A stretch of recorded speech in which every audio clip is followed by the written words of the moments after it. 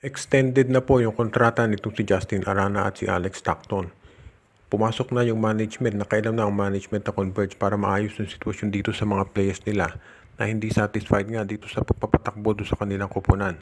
At magmula daw ngayon, management na ang maghahandle sa ganitong sitwasyon.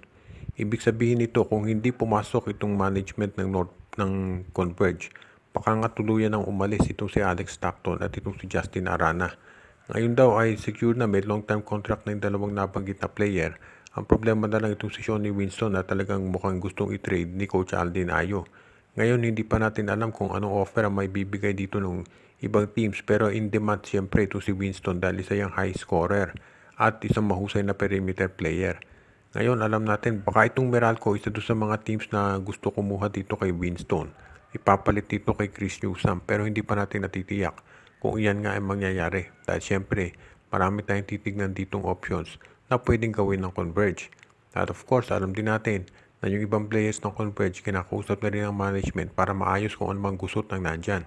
Hindi pa rin maliwanag kung ito si Aldin Ayo ay magtatagal pa o kung totoo yung mga reports na ito ibabalik na sa collegiate ranks at naghahanap na ngayon itong Converge ng ibang pwedeng ipalit. Ang isang lumpangan lang lumalabas si Tab Baldwin, pero yan syempre ay foreigner at hindi pwedeng mag-coach ng PBA team unless gawin siyang isang active consultant katulad ni Mark Dickel noon. On hold pa rin itong trade na binabalak ng Pure ng Magnolia para dito kay Arvin Tolentino dahil hindi pa sila makahanap ng pwedeng maging trade partner dito. Ang problema kasi nga ay itong si Calvin Abueva, yung laro niya ay napakababa kumpara sa nagagawa nitong si Arvin Tolentino. At yan ang dahilan ngayon kung bakit naghahanap ang Magnolia ng iba pang players na pwedeng ibigay nila para dito sa Northport Batang Pier. Kasi sa laro ni Arvin ngayon, sobrang taas na ng caliber at mukhang kinakailangan na talaga na magdagdag, hindi na po pwedeng straight up na Arvin Tolentino for Calvin Abueva. Kaya ang nangyayari ngayon, ang Magnolia tinitignan yung lineup nila kung sino pa pwede nilang ibang i-offer.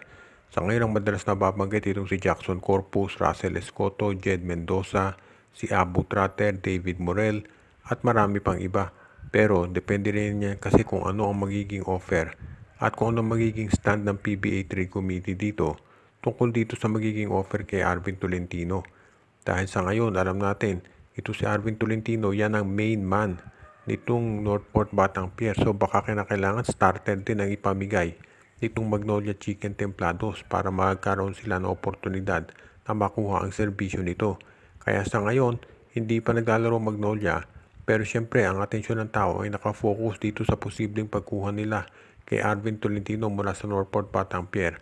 At ang tanong na lamang ay kung anong conference ito mangyayari, kung ngayon o sa susunod na season.